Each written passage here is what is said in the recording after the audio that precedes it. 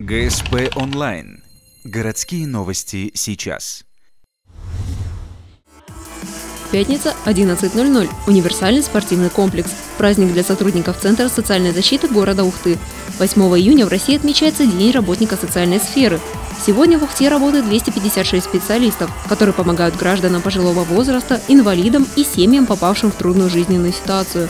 Свой праздник соцработники Ухты отмечают необычно – в формате спортивного конкурса. Связано это с тем, что в республике 2014 год объявлен Годом здоровья. Будут участвовать 3 команды со своими девизами, конечно же, со своими командами болельщиков, которые их будут поддерживать. В каждой команде по 10 человек, есть капитан, который, конечно, будет свою команду также поддерживать и настраивать на победу. 30 участников конкурса выполняют задания эстафеты со спортивными снарядами и даже танцуют зажигательную макарену. Каждая команда старается чем-то выделиться. Если не спортивными успехами, то задором, активностью или яркими костюмами. В финале соревнования победители номинаций получают кубки и медали.